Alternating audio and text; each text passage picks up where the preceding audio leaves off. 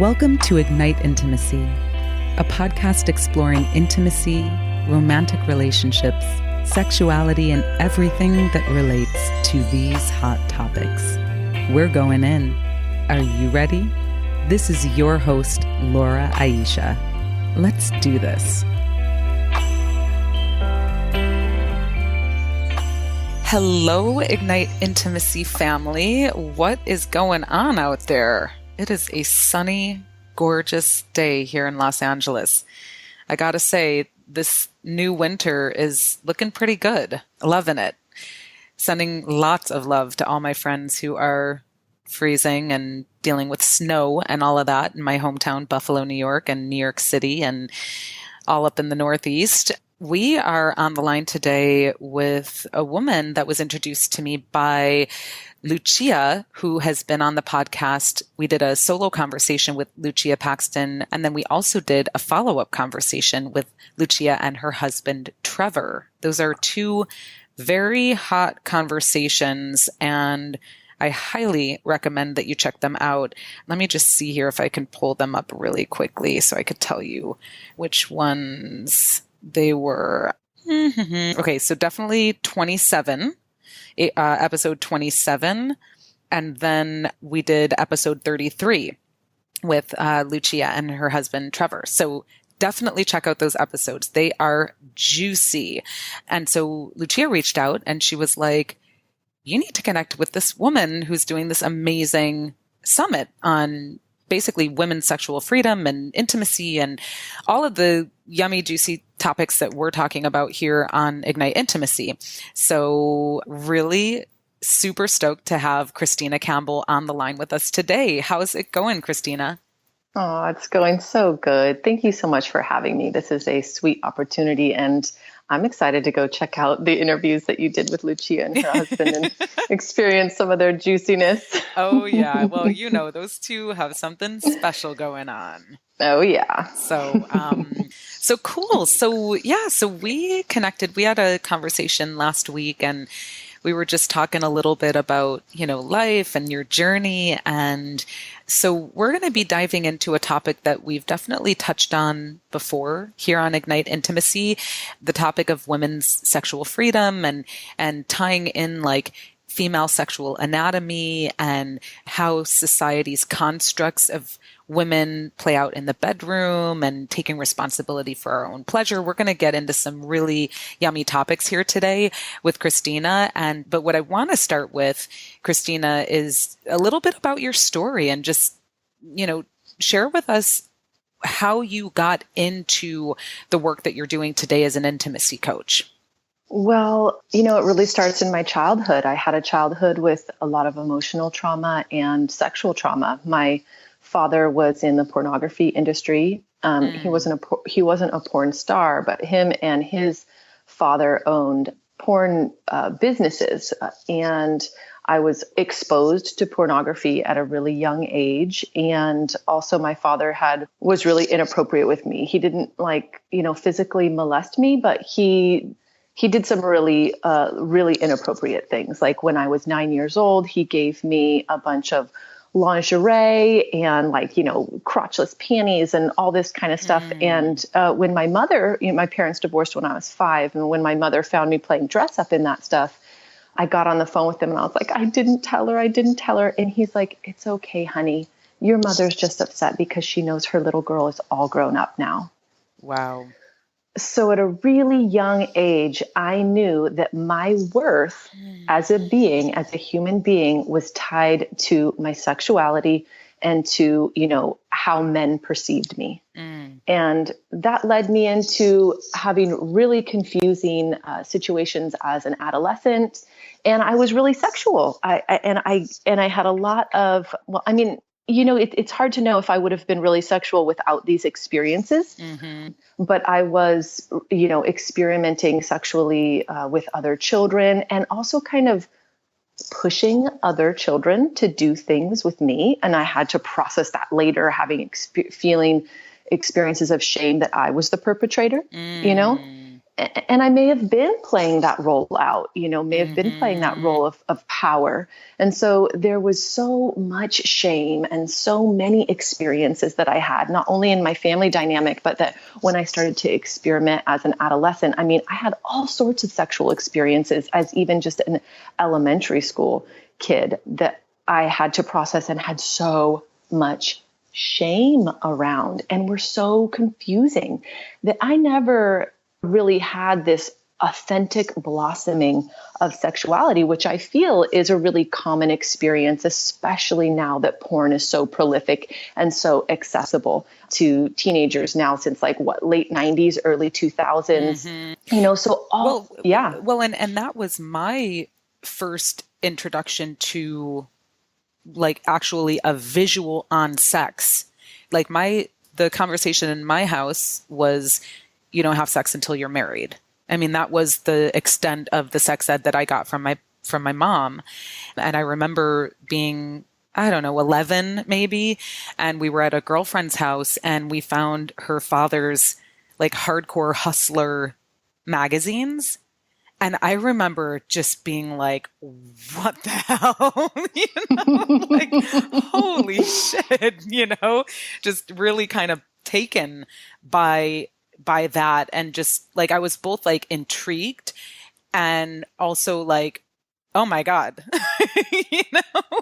Uh-huh. And that's the issue. There's this toxic soup that we experience because we are sexual beings. And so at any age that we're exposed to that graphic kind of material, we're going to have an erotic response, an interest, an intrigue, and also a whoa, I don't understand this, because maybe we're being exposed too young, or maybe it's violent material. And so there's an experience of shame and not understanding it, but also a turn on. And, especially when young kids can think that they're exposed to that. They've never had the quote birds and the bees talk. There's a lot of, no talking about sexuality at all, or even shaming around sexuality directly. We don't do that. Get your hands out of your pants, when a child is naturally exploring themselves. And then they're exposed to pornography. And so much of it is so extreme these days. And they're thinking, oh, that's what mom and dad do? I'm never talking to them about sex. Yeah. I mean, it's so interesting. And every family is different. I know I have a dear friend who where she grew up, it was in her household, they would walk around nude and it wasn't a thing at all. There was no weird sexuality or shame or anything around it. It was just part of how they lived, But then you have these other experiences or these other situations where there is a lot of this underlying shame and weirdness and sort of these sexual connotones, but it's not maybe with your situation with your father, it's not he wasn't physically touching you, but there was something off about the way that he was approaching sexuality with you. Absolutely. I mean, the line, and I went through this, because I did a lot of therapy in my early 20s. By the time I was 22, I was holy shit, I need help. I am not doing well. And so I did a lot of therapy, and I remember saying, do I have repressed memories? Because I felt so extremely traumatized. And there was other events that were really traumatizing. And she said to me, which was so amazing for me to hear, was that you don't need to have been touched to experience molestation. He did molest you with everything that he did, with everything he exposed you to, with all the conversations that he had describing the size of his penis and how he liked to do these things with women and all sorts of things that were so confusing, right? And then you want to be, my experience was that I wanted to be what my father wanted me to be, and if this is what I wanted, what I was supposed to be as a young woman, then that's what I needed to live up to. I needed to be sexual. I needed to be attractive. I needed to be doing what he wanted me to do. When I was 15 years old, he organized this whole thing to allow a man that was in his early 20s, I can't even remember his age now, he was between maybe 20 and 22, to take me on a date, get me intoxicated, and then have sex with me. Whoa. Yes. And so that, and I truly believe, my father's never admitted these things, but his whole thing is I did the best he could. But truly in my process of healing and forgiving him, I realized that he did do the best he could. He could have done a hell of a lot better, but he had a horrific childhood. Wow. So even when we have these experiences of trauma, we must find a place to forgive the person and find compassion for them for our own healing.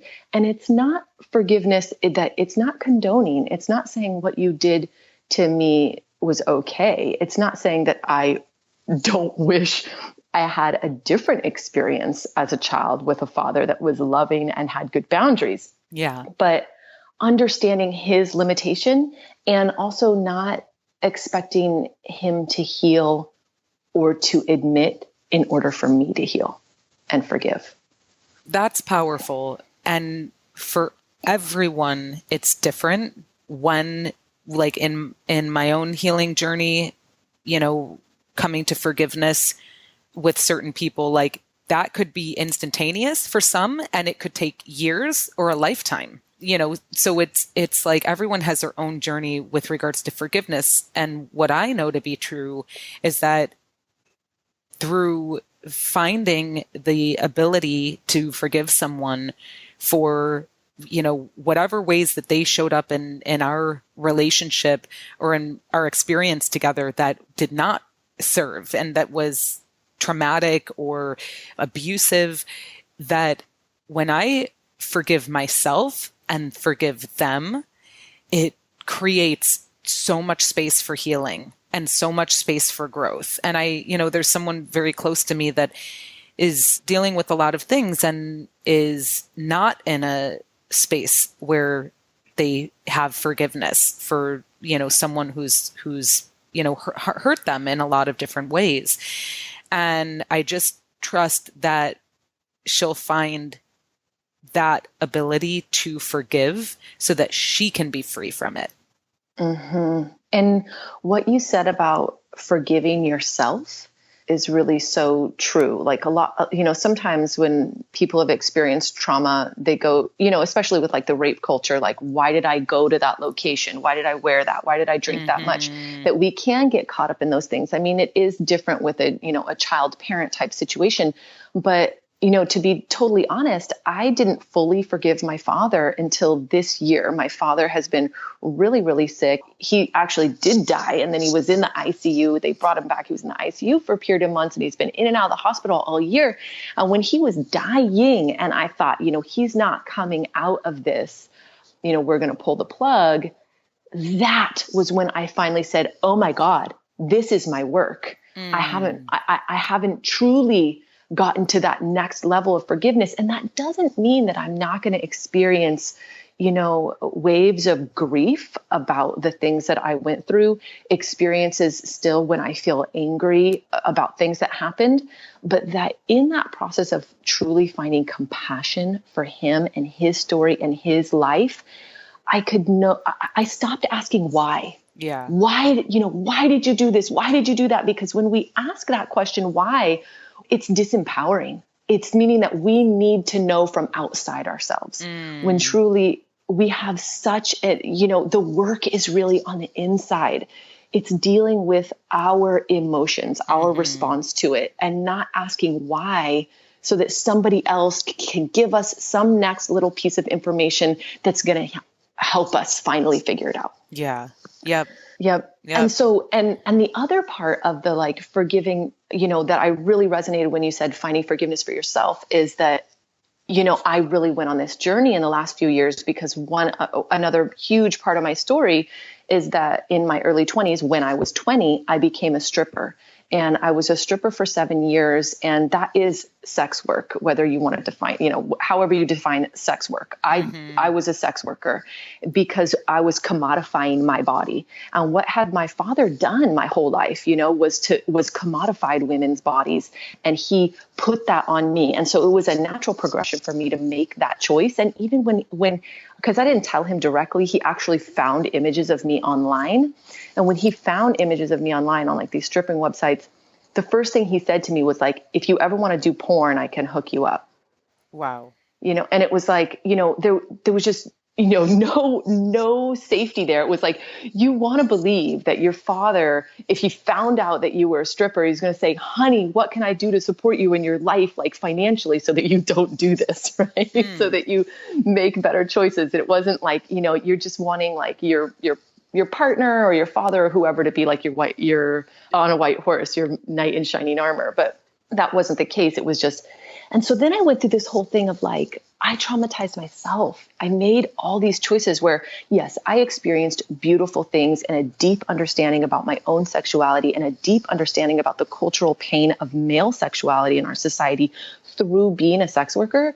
Well, can I pause you right there? Just because, there's a movement and a community where like sex work isn't bad or negative. It's, so just defining that a little bit, like for some people, they choose sex work because they feel that's the only option. And for other people, they choose it because that's what they like. And it's actually, it is a profession like any other profession.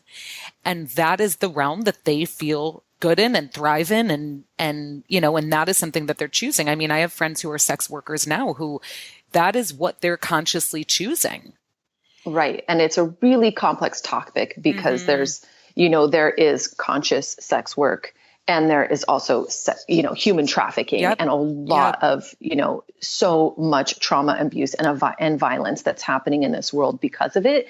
And, honestly, I haven't made up 100% what my decision or what my feelings are about sex work in whole because I just don't know what I really think about commodifying a woman's body because most of it is women that are sex workers. But the truth is that women who are consciously choosing sex work, like what you are talking about, and not the whole ugly underbelly of it across the globe, but is that they are acting as a healing. They're bringing the true feminine that so many men are seeking in our society and that they have lost through the oppression of women over millennia as well. Because when we don't have our power and we're not connected to our sexual freedom and our sexual power as women, we can't offer that to men. And when we can't offer that to them, they have a lack.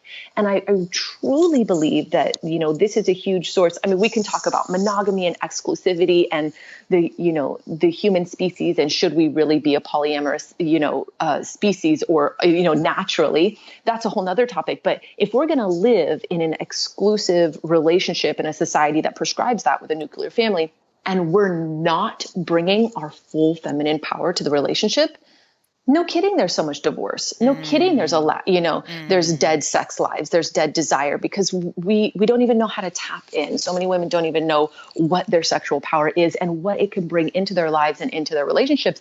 And men don't have it either, A lot of men don't have it either because they're living in a society where we tell them that like porn, right? That women are just like oozing and goozing, wet and juicy and ready to be fucked like an animal, like right out the gate, just when you open the door and you're in like your plumber's outfit and they're like, oh my goodness. Or the Hollywood prescription, which is basically the same thing, which is like you court a woman for a short period of time and then you kiss her really heavily up against the wall and she's ready for you to take her pants down right then. And that's not true, and even if men know it's not true and women know it's not true, we're given this perspective or this prescription of what sexuality is. And we go out and we perform and play those roles out and never really listen to what we need and definitely aren't taught or about how to communicate what we need once we figure out that there's this deep longing and desperate need, and we shut down. I'd rather not even deal with it than have to try to figure it out and tell you that I need something. Yeah. Yeah. Yeah. Well, and it's like, again, like as many colors there are in the spectrum from white to black, it's like we all have our own relationship to what our sexual expression is and our eroticism looks like, feels like, what that essence is and what it doesn't. And that's what's beautiful about life, is that we're not all robots that are like one size fits all. That's not the world that we live in. And however, because there's been so much sexual repression, and in what I believe it stems from that repression is just rampant sexual abuse on all levels across all cultures all around the world. And from that, creates a ton of confusion, a ton of trauma, a ton of PTSD. So we have had episodes talking about healing sexual trauma and how to navigate experience or PTSD from sexual trauma in relationships today. And we did a great episode with Neil Satin and his now wife, Chloe. So definitely check that out. I think it's episode like 4 or 5. And, but then even like so for me, I don't have any memories or anything of any sexual abuse or anything like that. But in my family of origin, there was just a lot of shameful energy around sex and sexuality, and just like the conversation starting and ending at, you don't have sex until you're married. And then not seeing my parents be loving and affectionate with each other, it created like all this curiosity, but then like shame about what I was feeling within my own body and ways that I was exploring as a young person. And then there's nobody to go to and talk about it. And that, that was the toxic dichotomy of my childhood as well, was that, it was that one side on my father's side. And then my mother wasn't extremely religious, but that side of the family was, and we did go to church. And so then the whole other thing was, you're not allowed to date until you're 16. You don't have sex until you're married. My mom found condoms in my room when I was 14, and she took them away from me. Which was like, she knows now, like, why did I do that? But I just thought, if you're going to have sex because you have condoms, maybe you won't if you don't have them. Exactly. Like, and she wouldn't let me watch, I'm forgetting the name of the show, but the show with Roseanne. Maybe it was Roseanne. Yeah. She allowed her teen daughter to go on birth control, and my mother stopped letting us watch that show. So there was a lot of that. And my mother she was overweight, and she was always dieting, and she was always saying, terrible things about her body. And so there was so much shame about body and body image. And I remember like sucking in my stomach and like pulling my thighs apart in the mirror when I was 7.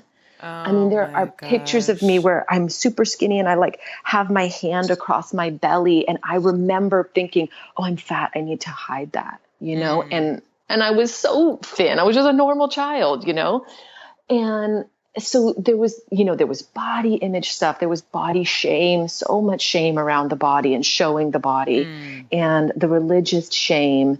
And then the side with the pornography. Yeah. And so it was really confusing, so confusing. And then you go into your first adolescent experience. My first adolescent experience is, what I was attracting at that age that I understand, instead of saying, why did I choose to be that person? Understanding that my trauma was attracting that in and trying to figure it out. That's what the trauma brain does, is try to re-experience something so that it can like learn it again and heal through that.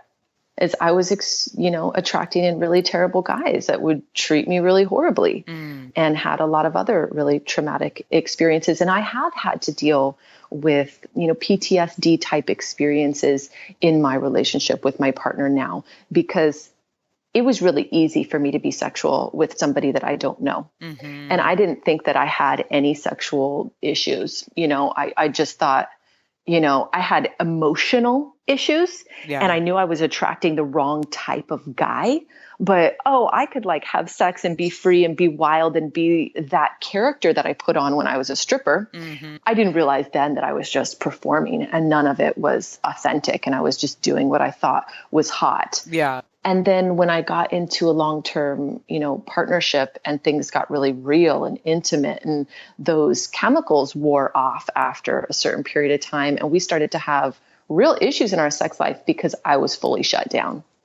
I mean, because he would touch me and I would just, certain, like, especially around my nipples, like I just was so overtouched in my job as a sex worker that I just was like, I could not have him touch me there. And it was truly like a PTSD type response. And I actually will still have that at times now if I'm not turned on enough. If he goes in too early, I'm like, I get this clenching, this totally closing in experience. And he knows now, that it's like, I can just use my voice and say, that really made me retract and I'm feeling really shut down. And I just, need you to hold me or, just slow it down. I can just put my head on his chest and feel his heart beating and know that he's there and remember where I'm at and that I am safe. And that whether we return, how quickly we return to sexuality or not, doesn't matter, but it's like breaking the cycle of that, because what I did for so many years was just push on through. Yeah. And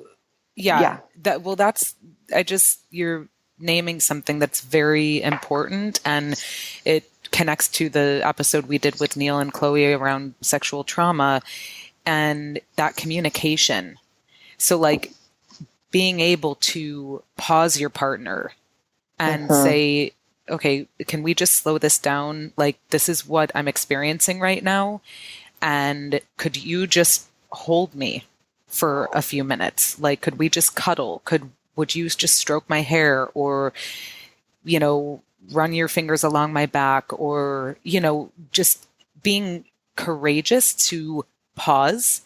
And instead of going into reactive mode, because I can definitely get reactive and then bitchy and mean even, and it's just my own reaction to whatever, trauma is coming up or, PTSD that I'm experiencing in the moment. But like having the ability to just like pause.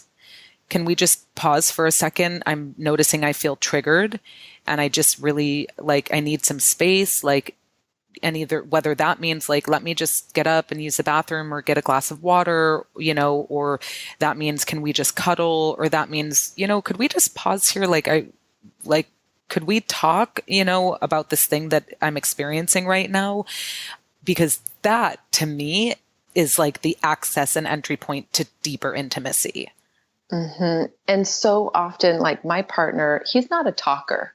If I were to say, can we talk?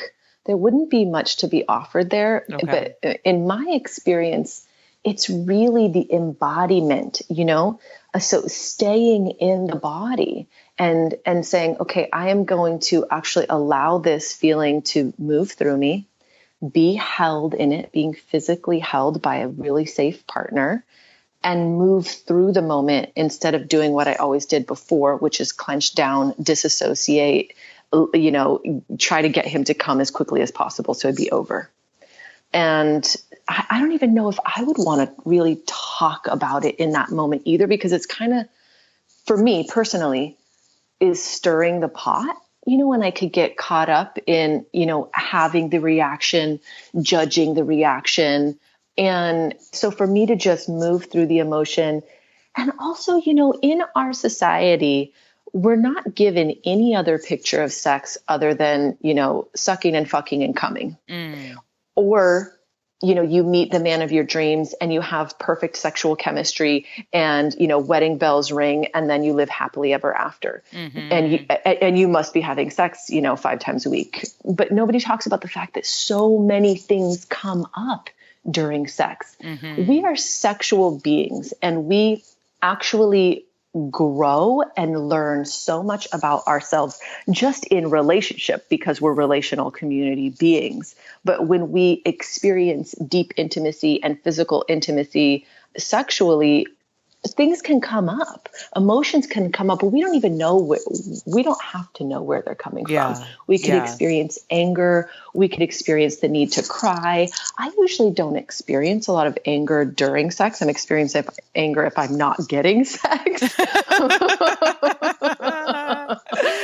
but emotion and crying for sure. And just feeling, creating a container with your partner and having awareness, having you and your partner be aware of the fact that emotions can come up, and not judging it, not having one or the other say, oh my God, what did I do wrong that this is happening now? I don't want to do that again.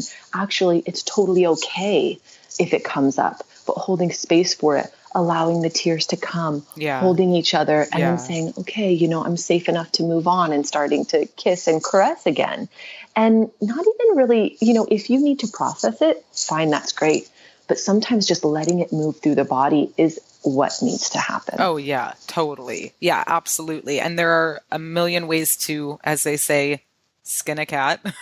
Right. Not a very pleasant saying, but, it is what it is. And, absolutely. And I've been learning that process over the last 10 years of just like, when emotion is present, like, how can I just sit and just breathe and like literally just allow the emotion to come up and come up and come up. And for me, it clears in tears most of the time. Mm-hmm. And it just like let the tears come and clear it. And then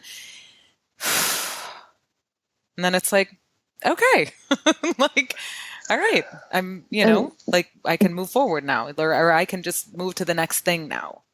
Mm-hmm. And it's so interesting, being a mother with children, and like, I get triggered with their crying or their strong emotional responses. And it's like, you want to make them feel better, and you want to be like, it's okay, honey. You don't need to cry.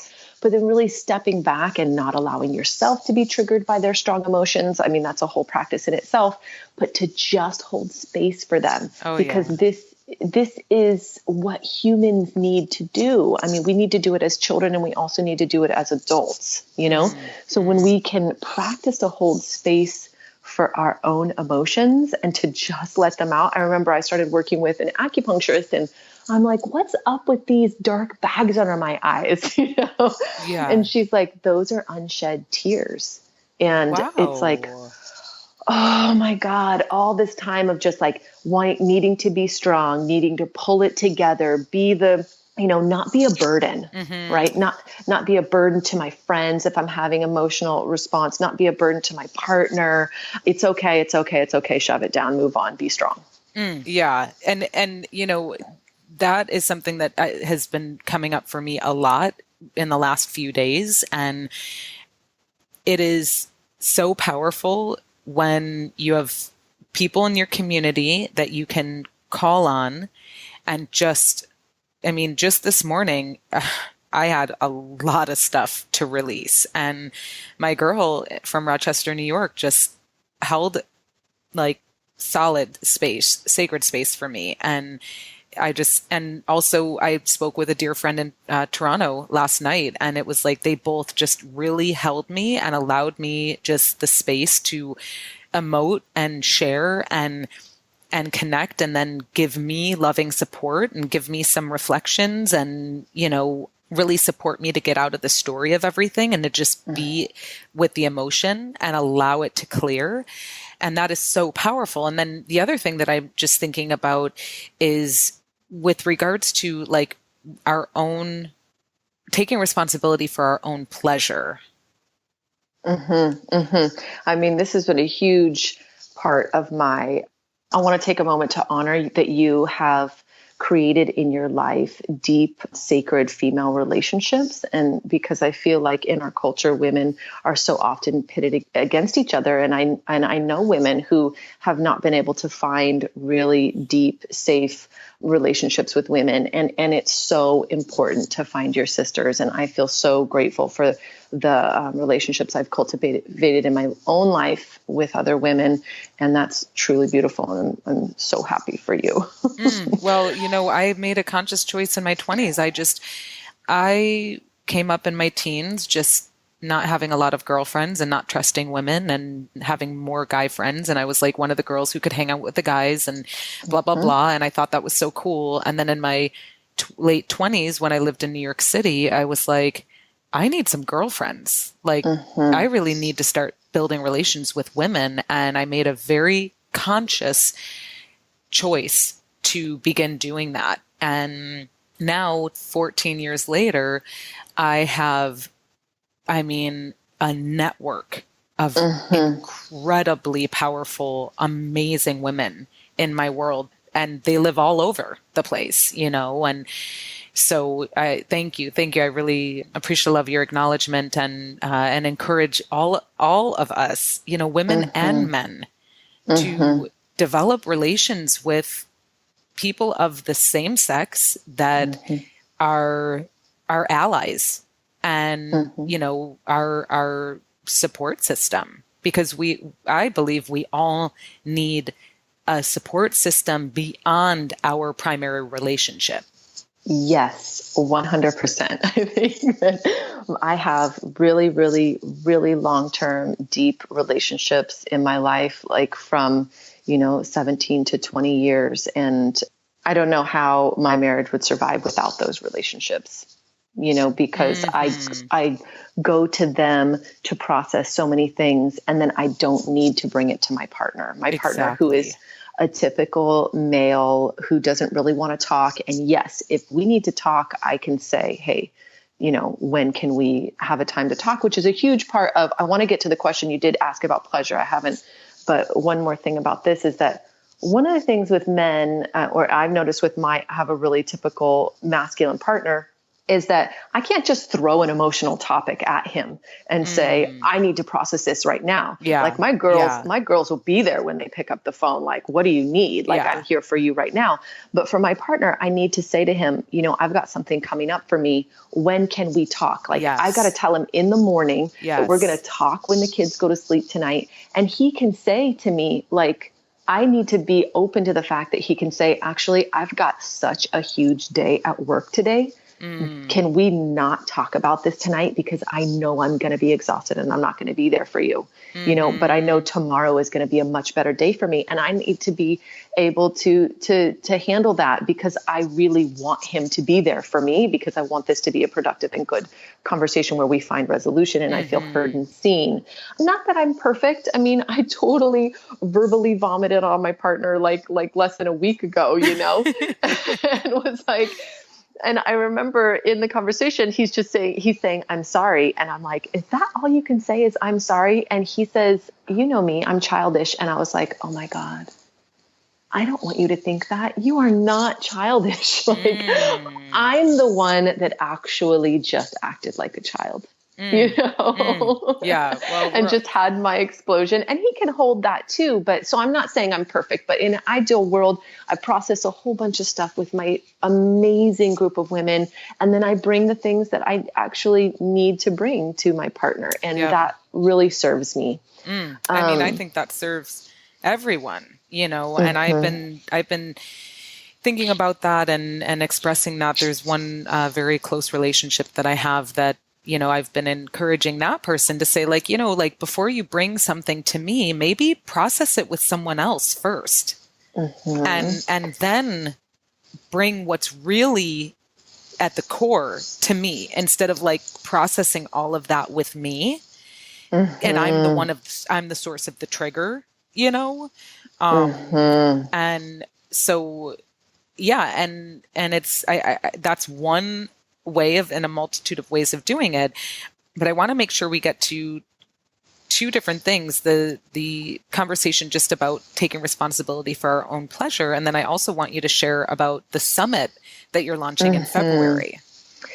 So, a huge part of me becoming really shut down in my marriage was that I really was in what our culture tells us is that, like, a man is a man when he can make a woman orgasm, and a woman is, a desirable woman when she's orgasmic. And I wasn't. I would have really small orgasms. So they were just, I might as well not have been having them at all.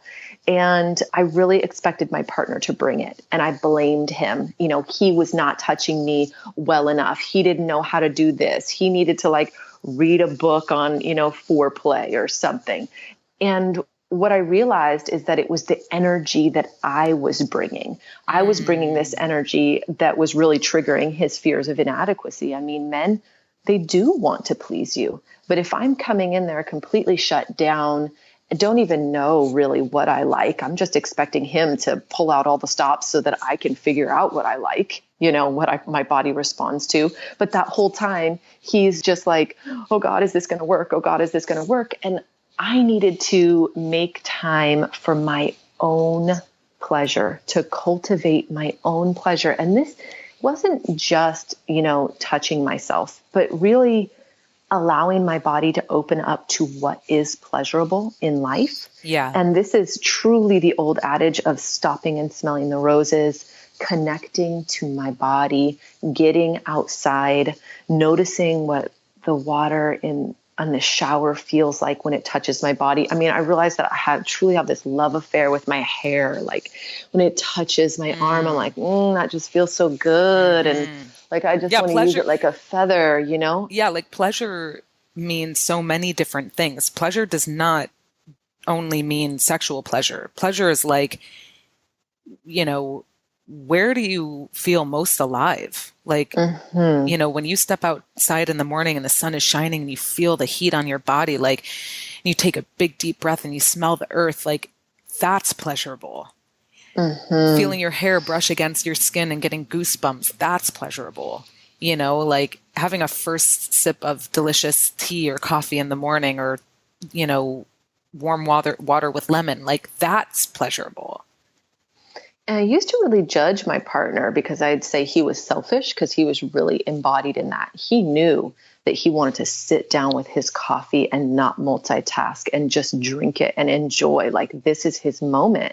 And, it took me a lot of to learn how to slow down and do that. And in the process of doing that, I realized I was not responding to my partner's touch because I was so numb to pleasure in general. And when I did start to really, I'd had vibrators and things like that when I'd been single in my life, but I'd never ever cultivated, a pleasure routine where I give my body pleasure.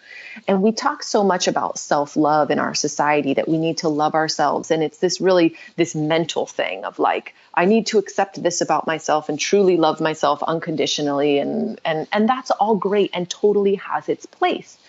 But when we can really cultivate a self-pleasure routine, like when I wake up in the morning, I just take a few minutes to lay there in the bed and put my hand on my heart and my hand on my womb space and take some deep breaths and really connect to how my body's feeling, scratch my scalp and go my hair feels so good, and just move my body a little bit. Maybe sometimes my routine is longer. Maybe it's just a minute, but saying I'm coming into my body. And when I started to really do all those things, then when I started to pleasure myself, my pussy started to turn on because I would touch my pussy and I would not respond. I mean, I could barely feel anything. I mean, even in the glands, the clitoral glands, I would directly touch it and hardly even feel a thing. Wow. I was so cut off.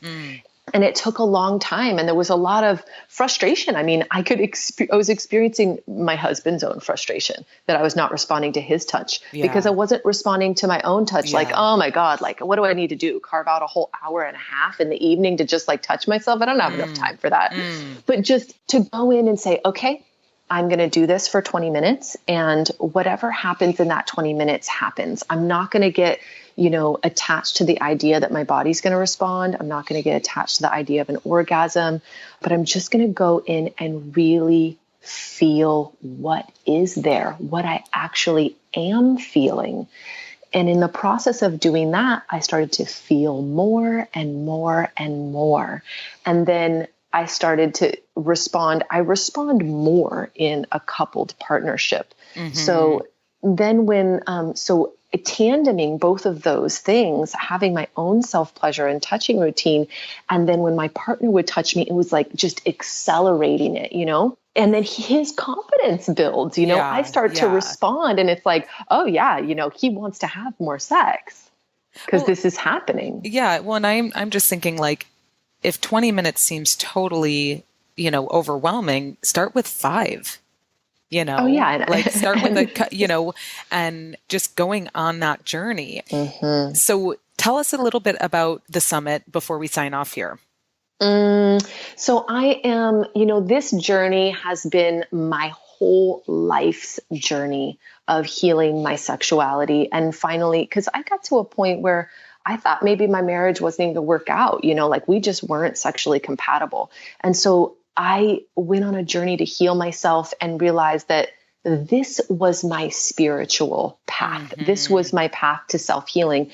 And like, women need to know about this. They need to know what is possible for them before they, walk out the door or think that the man that they're with isn't right, or that it's never going to work out, or that they're never going to find the partner that they're going to have sexual chemistry with. So I put together this summit called Sexual Freedom for Women, and I have 30 experts on the summit, ranging from tantra, body confidence, connecting with your menstrual cycle, hormones, Chinese medicine doctors, all sorts of amazing experts talking about so many different things, so many tips and tools and strategies to connect to your own body. And I think that the majority of women that are looking for something to have a breakthrough in their lives are going to find great value in these amazing interviews. Oh, I love it. So where can people find out about the summit?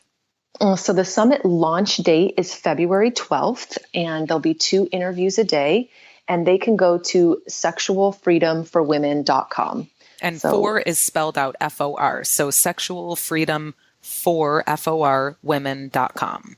Yes, sexualfreedomforwomen.com. And you can sign up. And then starting February 12th, you'll just get an email in your inbox with these interviews. And I interviewed Sherry Winston. Her book is Women's Anatomy of Arousal. And she talks about all of the women's anatomy that is not talked about in any of the textbooks, medical textbooks, and how we actually respond and how our bodies respond. And actually reading that book, knowledge is power. When I read that book, I could start to actually feel what was happening in my genitalia. And there was such a deeper connection with my own body to learn how to pleasure myself. So knowledge is power. Absolutely. That's amazing. I'm going to have to check that out. Okay. So sexualfreedomforwomen.com. And is there anywhere to find you on social, or is that the main place? That's the main place to find me. I'm on Facebook, Kristina Campbell. I'm in Santa Cruz, and I'm on Instagram, but I just got on Instagram. I don't even have I'm never on there. Awesome. Awesome. Well, Kristina, this has been a really beautiful conversation today. Powerful conversation. Thank you so much for joining us. Oh, thank you so much for having me. So beautiful. You're so open, so wise. I honor you. Thank you for doing this podcast.